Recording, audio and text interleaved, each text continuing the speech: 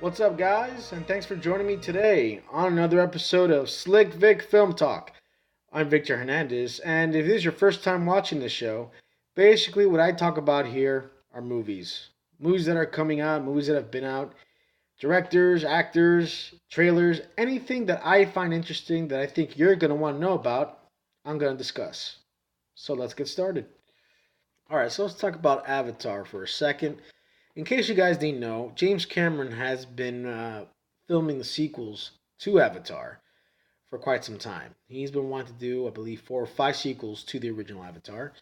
And the first sequel was supposed to come out a couple of years ago, has been pushed back. It's supposed to come out again this year and was pushed back again to 2020. And a lot of people think that, James Cameron's kind of losing his mind. That to do a sequel to Avatar at this point is kind of stupid, and to do 4 or 5 sequels to Avatar is even more stupid because a lot of people think that the first Avatar was overrated, um, and so they don't think that people are actually interested in seeing Avatar at this point. They just aren't. I disagree. Okay, first off, I think James Cameron is a genius. Okay, if he's taking the time to do all these movies all at once, I think it's because he really has something really special here. And, you know, with him, it takes time to do these movies because he wants to make sure they're perfect. Um, the first Avatar, I'm sorry, I don't care what anyone says. I thought it was fantastic. I saw that movie 5 times in the theater.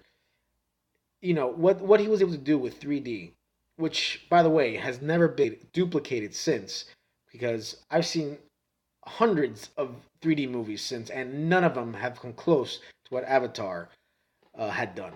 So that's just, that should say something there. And just the special effects alone at the time was completely new. You've never seen anything like that in the movies. And James Cameron is known to do that. He sets the bar. So I think people need to cut him some slack. I mean, the man has brought us Terminator, Aliens, True Lies, Titanic. I'm sorry. I'm taking James' side. I know rumors about him being difficult to work with and everything. That may be all true. But the facts are facts. Once the sequel comes out, then we can judge for ourselves. Until then, I'm going to stand behind James Cameron and hope for the best because I think he's one of the best directors of all time. So, yeah. Okay. Well, this story I found very interesting because it looks like the Karate Kid is coming back. Ralph Macchio and William Zabka, the original stars of the first movie, are coming back to reprise their roles as Daniel and Johnny. It's going to be a series on YouTube Red, and it's going to be about 30 minutes. I don't know how many episodes, but it's going to take place 30 years plus, and from what I hear, it's going to be called Cobra Kai. And the story is going to focus a lot more on Johnny this time. He's down and out on his luck, and he decides to reopen the Cobra Kai. And Daniel is a successful businessman, but he's trying to cope with the loss of Mr. Miyagi. So it's going to be interesting how they bring this all together. Did we really need this? No. Does it sound original, creative? No. Am I going to see it? Yeah, I'm going to see it. Look, I love the original. It has my curiosity. So I don't have YouTube Red, but I might just end up getting it just to watch this. Yeah, I'm going to watch it. And it's official. Looks like Daniel Craig will sign on to play James Bond one more time. And I'm okay with that, I guess. Daniel Craig was a decent James Bond. He wasn't my favorite. Pierce Brosnan was the one I grew up with watching, and I think he was the best James Bond. That's my personal opinion. I was kind of ready to see another James Bond too. I was hoping Idris Elba would have taken the role, and I guess that's not going to happen. So yeah, I'm okay with Daniel Craig playing him one more time. Hopefully, he can redeem himself from the crap that was Spectre, and hopefully he'll go out with a bang, and it'll be a great movie. So let's see. Okay, so this is my last topic of the day, and it's about Star Wars.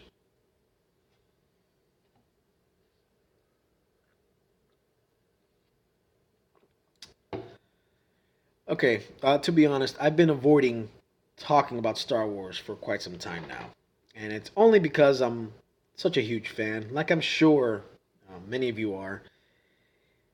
And when it comes to Star Wars, talking about Star Wars, I can get a bit of defensive and emotional and angry. I just don't want to punch another hole in the wall. I don't want to get to that level again. So I'll try to, you know, get through this nice and calm. So let's do this. Let's do this. First off, let's talk about episode 9 for a second. A couple of weeks back, Disney hired two new writers for to rewrite the script.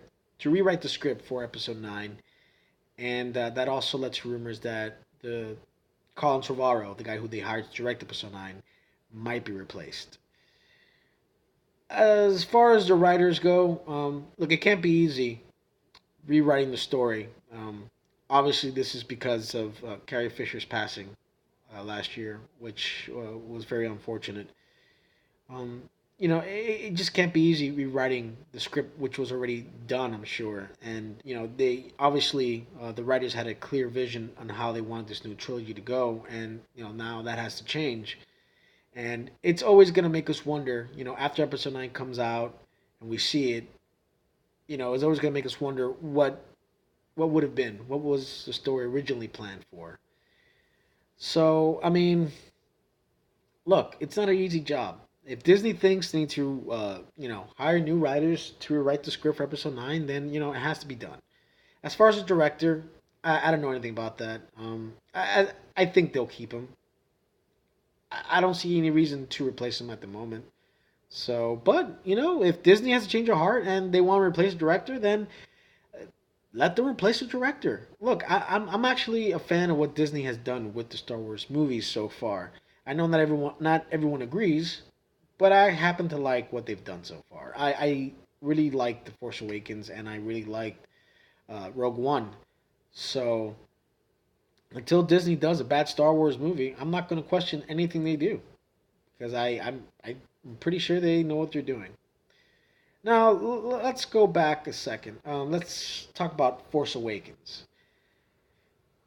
When The Force Awakens came out back in 2015, I was excited like many of you. I saw the movie 8 times, and I thought for the most part people really liked it. But 2 years later, it looks like that's changed. All I hear is how awful Episode 7 was, and how it wasn't original. It was basically a rehash of Episode 4, and that J.J. Abrams has no talent. He didn't know what he was doing. All he knows how to do is rehash old franchises that are dead, and that's all he's good for. He doesn't do anything original.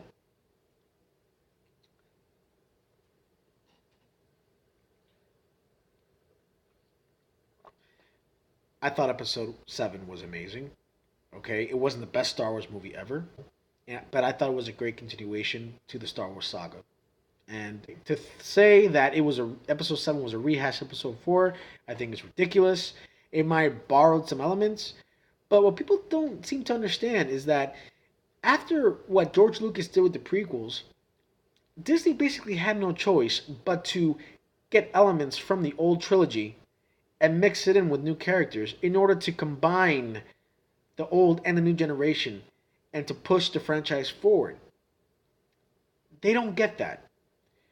You know, People forget how awful the prequels were. Now, don't get me wrong. I could take the prequels for what they were. They expanded the universe of Star Wars, okay? But let's not kid around. The movies are crap, okay? The writing was terrible. The acting was awful. So if Episode 7 feels like they played it safe, that's the reason. Whatever. Let's move on. Okay. Last week, Disney did confirm that they are moving forward with the Obi-Wan standalone movie.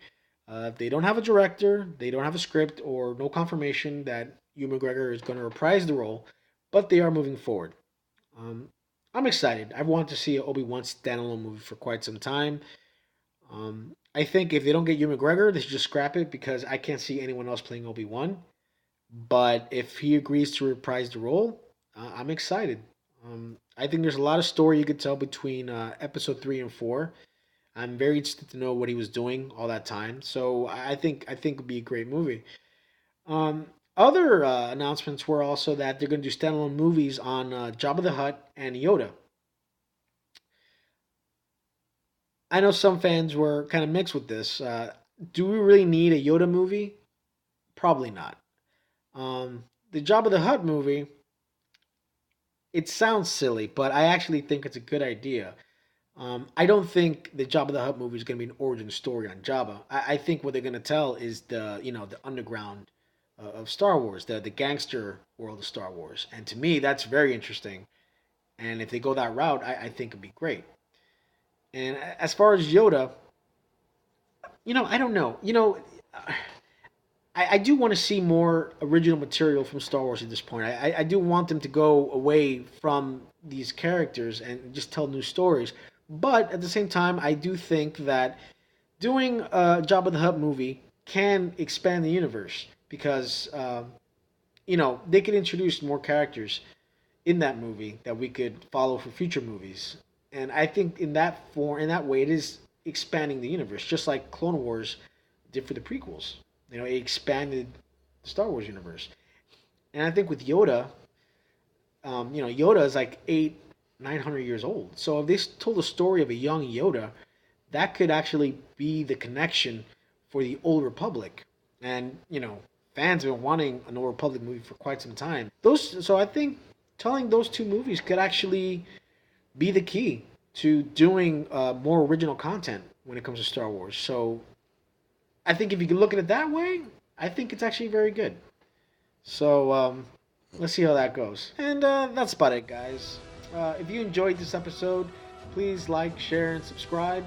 And I will be back.